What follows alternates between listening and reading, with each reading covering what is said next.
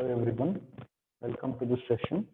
In this session, we shall study about polar form of a complex number. Polar form of a complex number. So I will start with a complex number. Let z is equal to a plus ib be any complex number with z not equal to 0.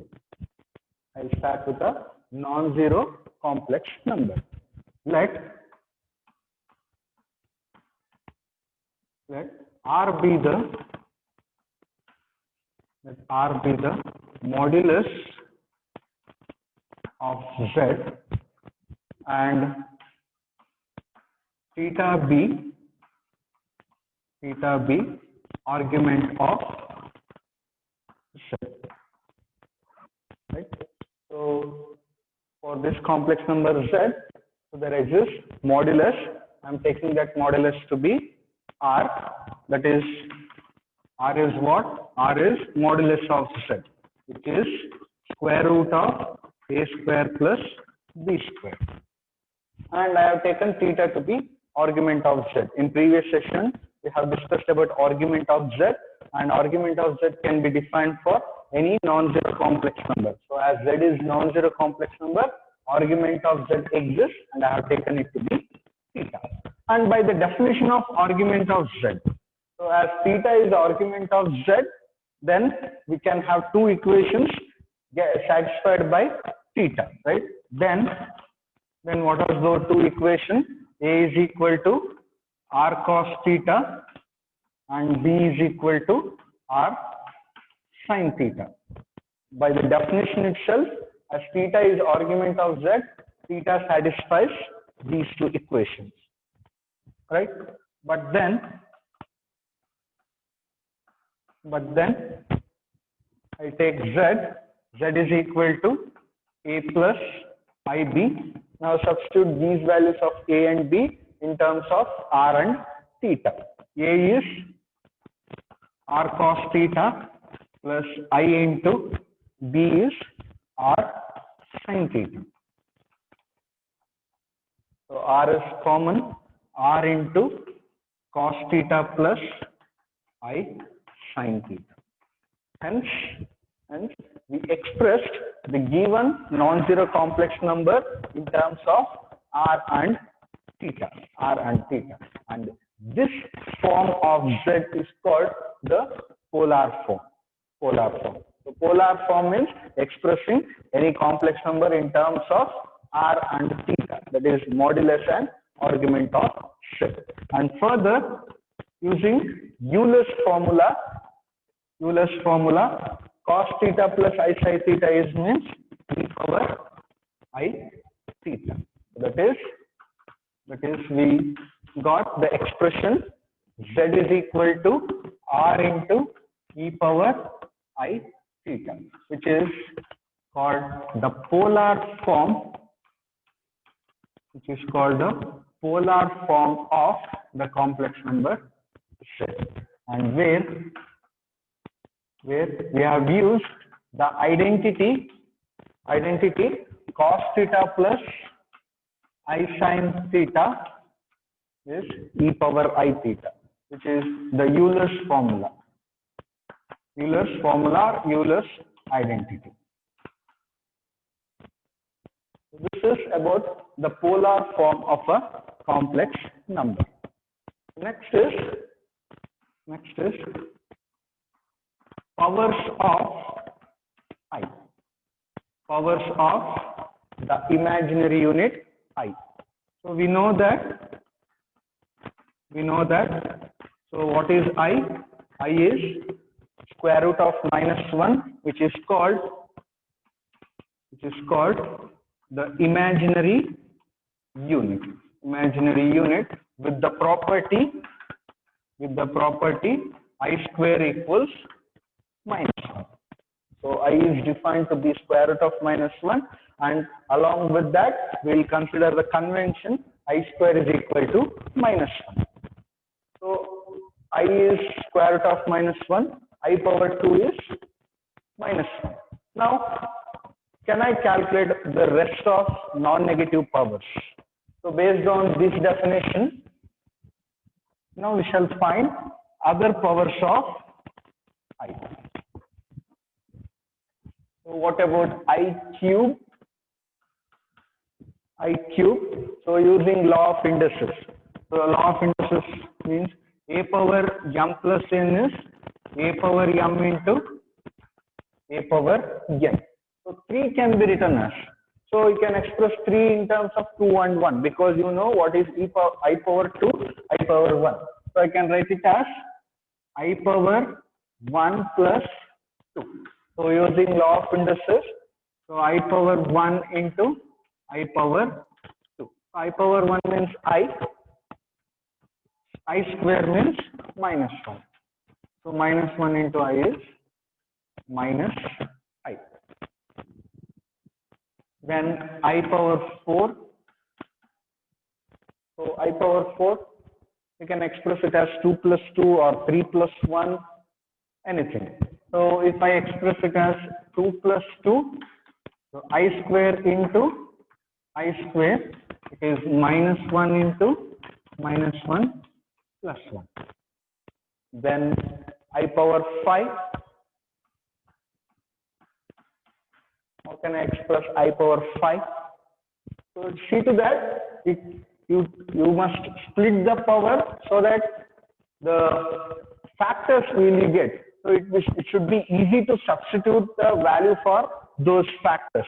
So if we express it as 3 plus 2, so e power 3 into e power 2, that is minus I into minus 1. You can do that also, or in terms of 4 plus 1, it is e power 4 into e power 1, sorry, I power 4 into I power 1, I power 4 is 1 into I.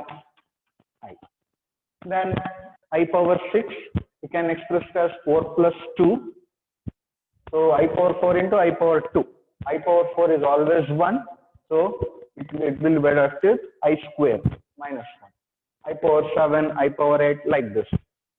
But I don't need to calculate all these powers again and again explicitly. I need a general result. So that means, what if n is any non-negative integer,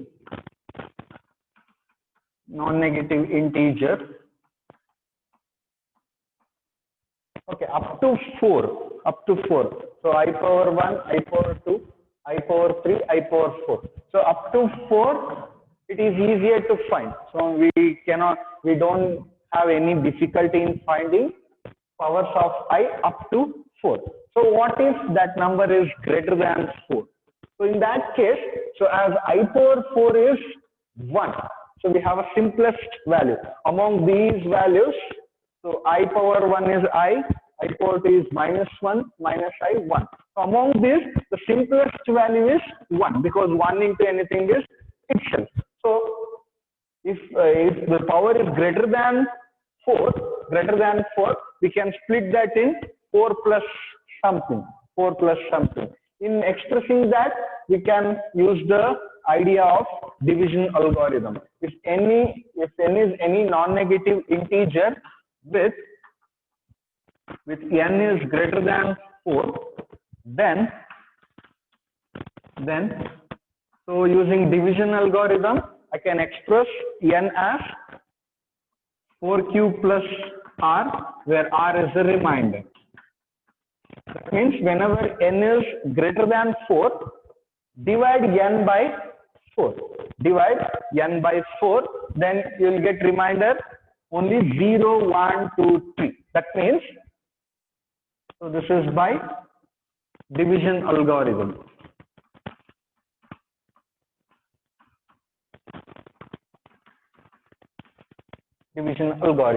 So if you express n in terms of this expression, that means when you divide n by 4, only the possible remainders are 0, 1, 2, 3.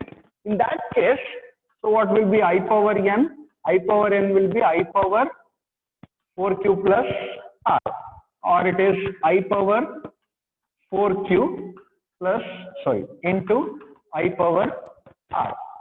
So I power 4q, that is a power m into n is a power m whole power n into I power r as it is. So I power 4 is 1 power anything is 1. So only we are left with I power r.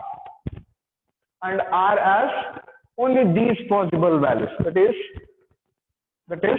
if r is equal to 0, I power 0 is 1. If r is equal to 1, I power 1 is I. If r is equal to 2, I power 2 is minus 1. If r is equal to 3, I power 3 is minus 1. So I get only among these 4 values, I can find any power of I, any non-negative power of I. So in this case, division algorithm helps us. So in that case, then so I power n is I power 4q plus r, so which is I power 4 whole power q into I power r. So I power r. I am left with I power r. And now this has more than one option. So based on the value of r. So if r is 0, I power r is 1. If r is 1, I power r is I. If r is 2, I power r will be I square, that is minus 1. If r is 3, I power 3 is minus I. So any non-negative power of I has only 4 possibilities. Only 4 possibilities based on the remainder which you will get when n is divided by 4. When you divide n by 4 based on the possible remainder, so the value of I power n depends. Or we can write this final result in terms of this expression also. That is,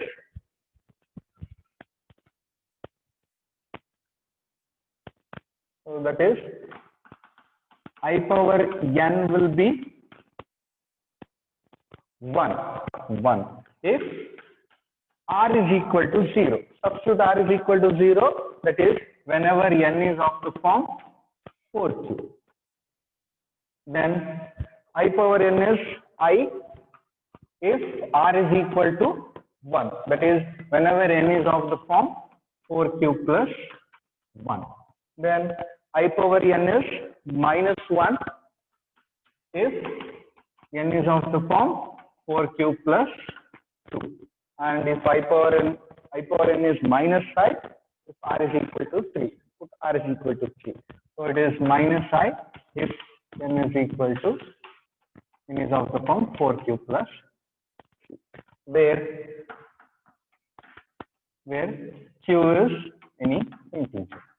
So given a non-negative integer n, so first try to express n in terms of any one of these expressions, and based on the expression we will have the corresponding value of n. For example,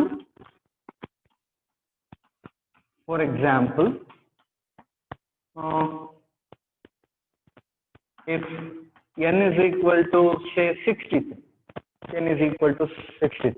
then what could be I power n? So we have n is equal to 63, right? N is equal to 63. So I have to express 63 in any one of this representation, or you have to find the remainder when n is divided by 4. So what could be the quotient? So we have 63. 63 means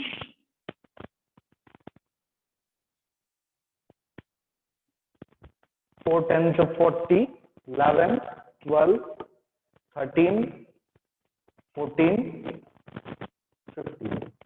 So 15 fours are 60. 15 fours are 60. That means I can express this as 4 into 15. 4 into 15. So 15 fours are 60. Remainder is 3. That means I expressed n in terms of 4q plus r, where I got the remainder to be 3. So based on that, I power n will be if remainder is 3. That means if n is of the form 4q plus 3, its value is minus 1. So I power 63 will be minus 1. So see, it is very easier to find any non-negative power of I using this result. So in this session, we discussed about polar form of a complex number and powers of I. I'll end up this session by this. We'll have problems on these concepts in the next session. Thank you.